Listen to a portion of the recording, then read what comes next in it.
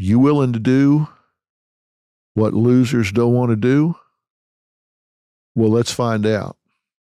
Because I'm going to tell you the 7 core characteristics of a champion right now. I'm going to tell you what I have learned.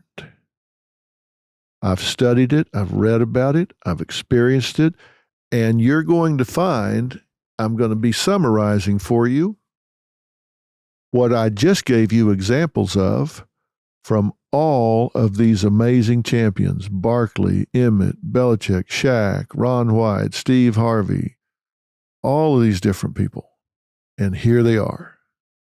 The number one thing I found among people that were winners, people that were champions, is they understood you have to name it to claim it. They were very clear about what it is they wanted. They were very clear about their definition of success. These people that were winners, if you ask them, tell me about success in your life, tell me about what you're after, oh man, would they tell you. You know, a lot of people would say, oh, I don't want to talk about it, I'll jinx myself. Not these people. They would say, oh, let me tell you, I can tell you how it's going to look. I can tell you how it's going to feel. I can tell you how it's going to smell. I can tell you who's going to be there when it happens. I can tell you everything about it.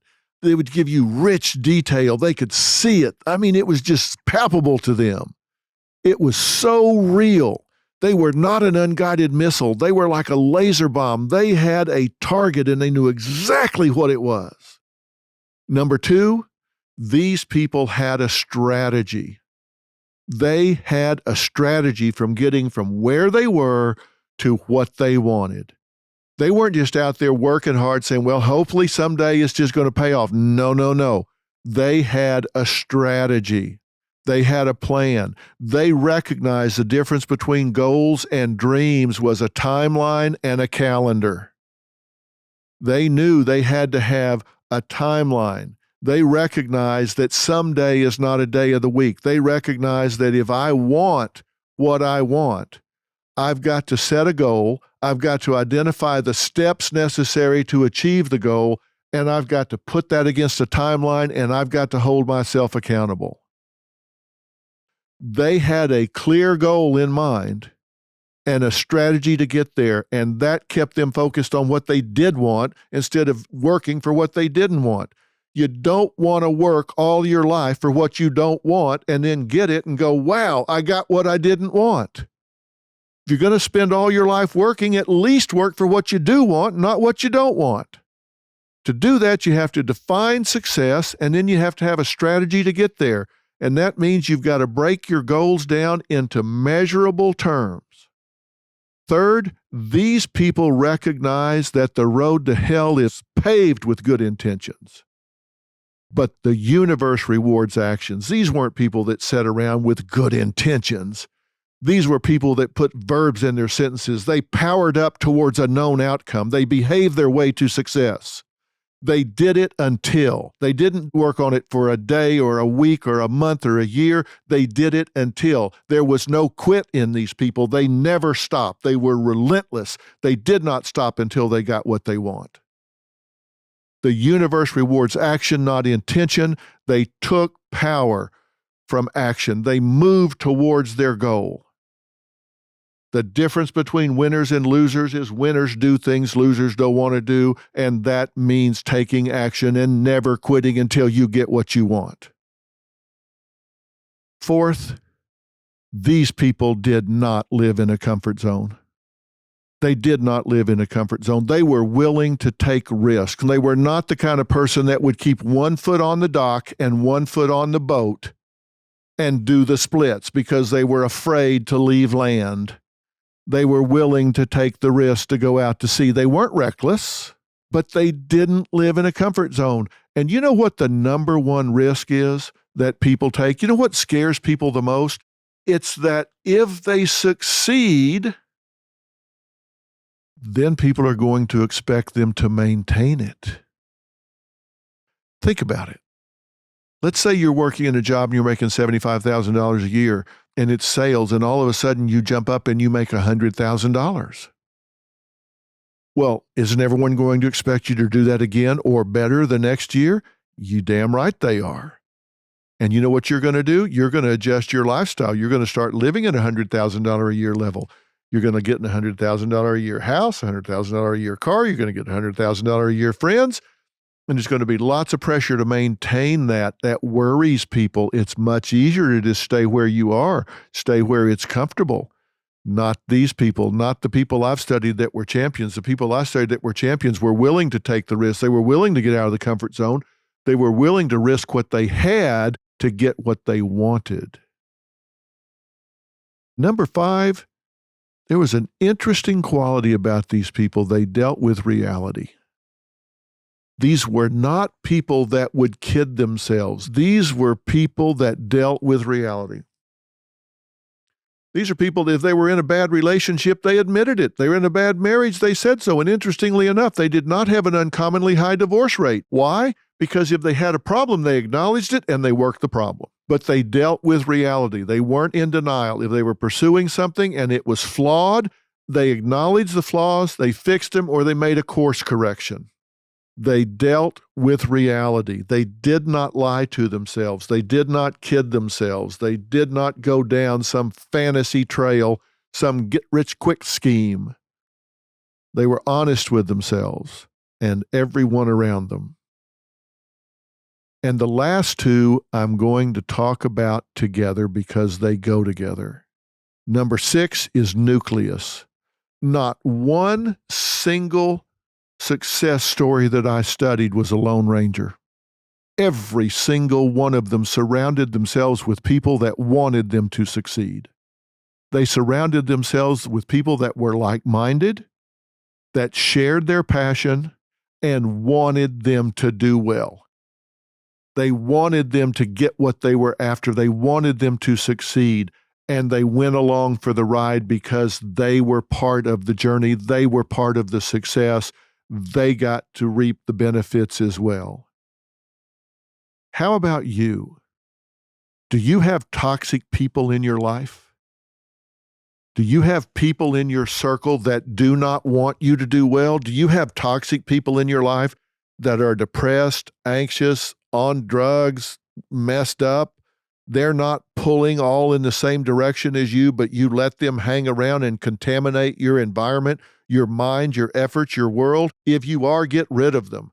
The only thing worse than being in a bad relationship for a year is being in a bad relationship for a year and 1 day. If you've got bad people in your life, hit the eject button and put them in your rearview mirror. Do not burn daylight. Get them out of your life. And the last characteristic that goes along with nucleus, because it is what bonds people together, is passion. Passion, excitement. You have to have passion in your life, and if you don't, you need to find something that you are passionate about. You know, it was interesting. My son Jay wrote a book called Life Strategies for Teens. And in preparation for that book, he talked to groups of teens.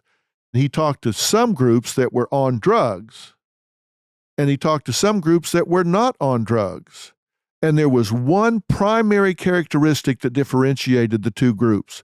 I was very surprised, as was he, at what that differentiating characteristic was. It was not moral compass or disciplinary parents. You know what it was?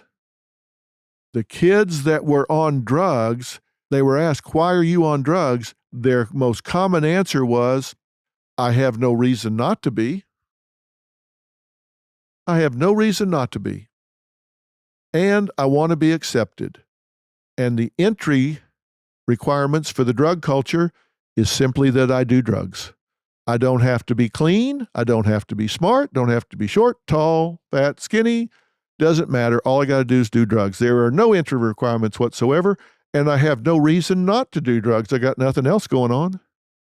And when he asked the kids who were not on drugs why they weren't on drugs, he thought he would get an answer of some moral compass that steered them away from it. That was not the answer. The answer was greed. The answer was greed. They said, "I'm not on drugs because it does not fit my plan. I have something I want, and this does not get me closer to that goal." whether it was they wanted a car or they wanted to be on the football team or the debate team or go to college or whatever, and they just said, drugs does not get me what I want. I passionately want to be on the football team. I passionately want to go to college. I passionately want to have a car. I passionately need this job, and drugs simply don't get me what I want. So it's my greed that keeps me moving forward, and drugs don't help, so they don't fit my plan. What does that tell you, mom and dad? If you have a kid that's not passionate about something in life, you need to stop listening to me right now and go find something for them to be passionate about. Because if they're passionate about something in their life where they don't have time for drugs, they're much less likely to go down that road. But how about you? Are you going through the motions? Are you waking up every day and just putting one foot in front of the other and going through the motions? Are you doing what you're doing today primarily because it's what you were doing yesterday? Not because it's what you want to do, but because it's what you're already doing. Are you doing what you're doing today because it's what's expected by your family, your friends, your church, whoever? Are you living an assigned life instead of an authentic life? If you aren't passionate about what you're doing, you need to really step back and ask yourself what it is you would be passionate about. Because you need to be passionate about something.